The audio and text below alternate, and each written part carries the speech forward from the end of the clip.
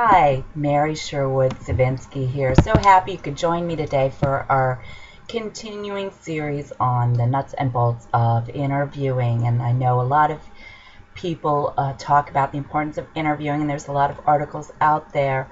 But I do think lots of times the people writing some of the articles, myself included, forget to really talk about the very basic things that you need to know to be successful in interviewing on the job.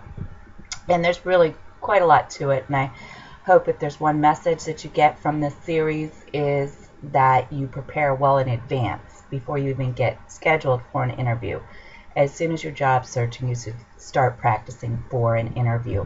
Of course, if you are called for an interview, you should step up that practice and continue practicing specific to that employer. But in general, hopefully you'll be pretty prepared for an interview even before you get called for one, hopefully. That's really the ideal. Let me back up and tell you a little bit about myself. I'm an occupational consultant, and I help people find jobs, help them with a resume, LinkedIn profiles, cover letters, interview practice, career coaching, really anything to do with work. I am happy to and enjoy doing. So if you're not sure if I can help you, just reach out and ask me. I always provide a free initial consult where you can chat for a little bit, figure out what your needs are, if I might be able to help you. If I can't, maybe I know somebody that can. So please always feel free to ask if you aren't sure. I'm always available via email at lifeworks@mail.com.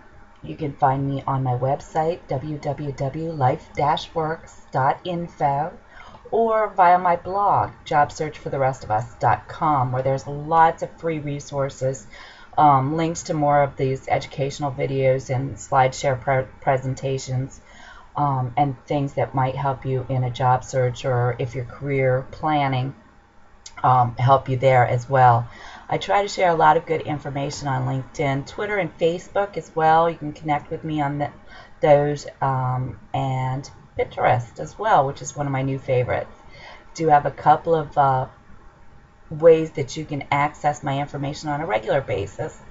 A newsletter that comes out daily, The Works, that you can sign up for, and also a Flipboard magazine, Job Search for the Rest of Us.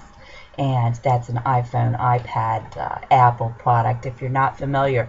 So if you do have an Apple product, you probably can access Flipboard most easily, and it's a nice display and a nice way to read some up-to-date career information that I share from other professionals, not just myself, so that you can have a wide variety of information from a lot of different people, and not only myself. Well, with that having been said, let's go ahead and get started on today's topic, which is to look at your resume with an objective eye, because employers will interview you from your resume. And I'm going to try to share my screen with you at this point, so I hope that works for you. I'm going to flip over and share my screen, which is the PowerPoint presentation that goes along with this. And if I lose you, I do apologize. I hope that it works well for you. And we can get started. Interview nuts and bolts. And this is the third in a series on the nuts and bolts. There's another one, another series entitled Interview Soft Skills. But this one is Interview Nuts and Bolts. And this tip is to review your resume. Again, to review it with an objective eye. I told you already a little bit about myself, but here are some links that you may be able to access to get some more information, more resources. And this is posted on slideshare.net as a presentation, where you can actually access the screen that you'll eventually be sharing with me. I see that you're not quite sharing it with me yet, but you will be. Trust me when I get you over there, and I'll know better how to work this next time. With any luck, you'll have this whole thing cut out when you hear, when you see it. Okay, there we go.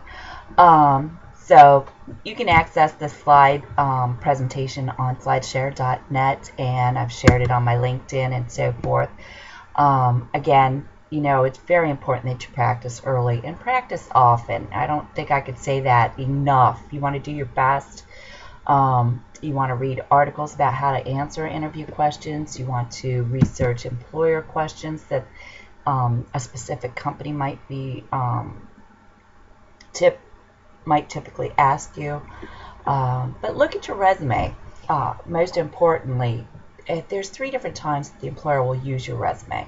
So it's really important that you do understand that and make sure that you format your resume in a way that is going to enhance your presence to the employer so that he'll call you. At least first get you in the pile to keep and then call you for an interview. So the first time the employer looks at your resume, it's to decide, are they going to put you in the keep pile or are they going to put you in the discard pile? And of course you want to be in the keep pile.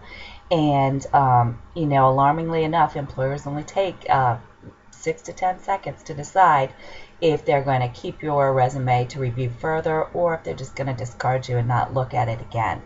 And that is literally how most employers start out their search for a candidate when they're faced with hundreds or thousands in some cases of resumes to go through. It's really the most efficient way for them to do it. Another popular way, of course, is using ATS to technologically weed through resumes. Some employers do that as well. But I think if you do it from the approach that an employer is going to be taking 10 seconds, it'll also work for the computer sort as well. What you want to do is to make sure that all your headings stand out and make sense. And you don't have to use just the standard ones. You should have at least education and experience and skills. Those are all good, solid headings. And I prefer all caps and bolds for those to make sure that they stand out, and whatever the employer is looking for under those sections, he or she can very easily find that information that might be of most interest to them. You can also bold and italicize specific words or phrases underneath those headings to make them stand out. Bullets are a great way to have certain pieces of information very digestible, quickly digestible for the employer. One thing I do need to caution you about, though, regarding that is that you might get too carried away with bullets. I see a lot of times where people will just have bullet section, bullet section, bullet section. So you don't want to have too many bullets because that does get overwhelming and it defeats the purpose and it doesn't make the information easy to digest or find. So be careful not to ever use the bullets if you use that method, which is a fine method to use. Now on the second review, the employer will review your resume and determine if you'll be interviewed or not. So they're going to take a little bit more time here and look at actually the details. So this is where your keywords, phrases, action words, and you know, your achievement-oriented statements really make the difference for the employer, because they're going to look at your resume with a critical eye. And they're going to decide, you know, do I want to call this person for an interview? So it's very important that you include all those things on your resume. And for heaven's sakes, this presentation is about interviewing. So you might be wondering, well, why are we talking about your resume?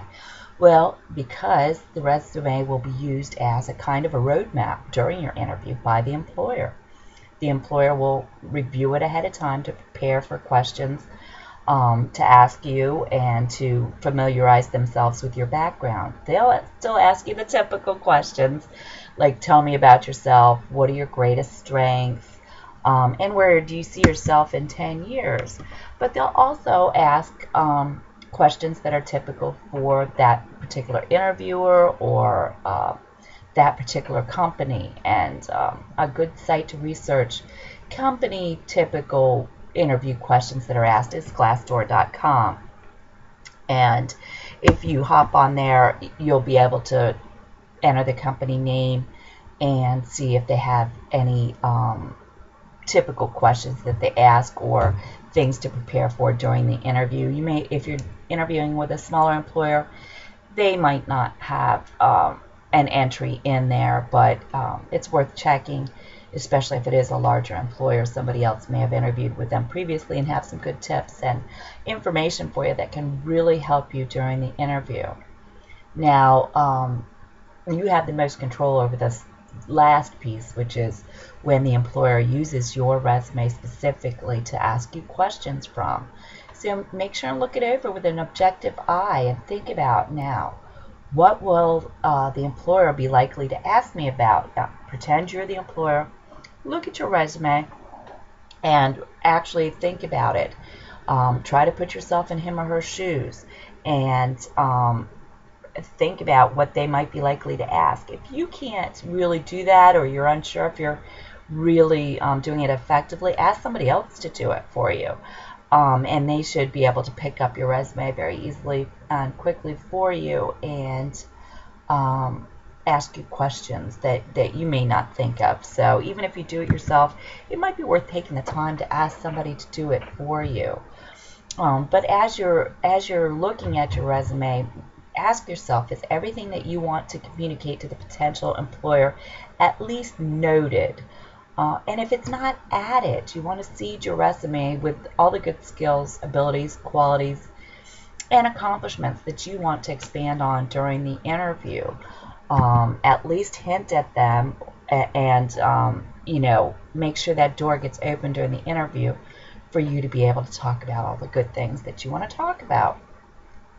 And of course, you do want to focus on the positive.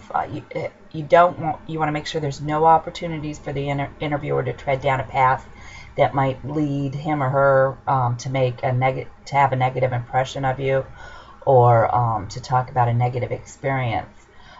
Short-term employment is a good example of this. If you have a number of short-term employments, consider grouping them together as additional roles depending on the time frames that they fall into, or listing your employment as select experiences, so that the employer may be led to understand these may not be all of your experiences, and indeed maybe you don't list all of your experiences. Maybe you just decide to list your most recent or your most impressive ones. Do what makes sense to you, that will allow you to be viewed as positive and a good candidate first and foremost, but also to help you talk about what you want to talk about during the interview. You can consider even leaving out some or all of the years on your resume. Don't list months if you have spotty work history, and see if that helps you. So that if you have a 6 months gap somewhere, if you just do 2013 to 2014 instead of using June and July, then it's going to look less short term that way. It'll look like at least a full year, not 6 months. Just again, figure out the best way to present your information. You may need to get a little creative if you have something kind of negative going on in your resume, because again, what you don't want to do is to lay the groundwork for the employer to ask you something that you're going to get nervous about, or may not allow you to be viewed in the best possible light. And of course, you want to be prepared to detail all your good accomplishments for each job. And I'm going to refer you to the STAR method, which I talked about in Interviewing Nuts and Bolts tip number 1. And you can access that on YouTube or on slideshare.net, and also in an article on examiner.com. But you really want to use an approach like the STAR method so that you're prepared to tell the story about each of the jobs, the impact that you made at each of the employers for whom you worked. So that's very important to be prepared for that. You can only include, just so much information on a resume, even if it's very comprehensive. You can't include everything that you'll want to bring out during the interview. So make sure that your resume is a good roadmap, and practice answering questions that might be asked from it. And you're going to do great during your next interview. So just to recap real quickly, review your resume objectively, step back, put on the employer's shoes for a moment, and look it over and see what you might be tempted to ask if you were an employer. If you have difficulty doing that, ask somebody to do it for you. Make sure everything that you can highlight that's positive is highlighted, and all of your negatives are minimized on the resume so that the interview doesn't take a negative turn. We don't want that. Prepare your resume with the reasons that an employer reviews it in mind, the quick pass initially to decide if it's in the keep or the discard pile, and then to decide whether or not to interview, and then during the interview. And practice answering the questions directly from your resume again. And please do take advantage of the other videos on YouTube, as well as the blog JobSearchForTheRestOfUs.com. I write for Career Realism as well, a great group of folks. A lot of free resources on there as well you can access. Check me out on my website, life-works.info. Number of ways you can reach me there, and you can always email me, as I said, at lifeworks@mail.com. I'm happy to do a Google Hangout with you, or Skype, or chat. You can chat with me free for 3 minutes on Live Person if you're into that kind of thing. And I think that, again, if you're not sure if I can help you in any way, or you have questions, just email me and ask me. If I can't help you, maybe I know somebody who can, and I'm happy to be here as a resource. Thank you again for joining me, Mary Sherwood-Savinsky, an occupational consultant. My company's name is Professional Rehab and Occupational Services, and I'd love to chat with you if you think you might need help. Let's talk. Take care and have a great day.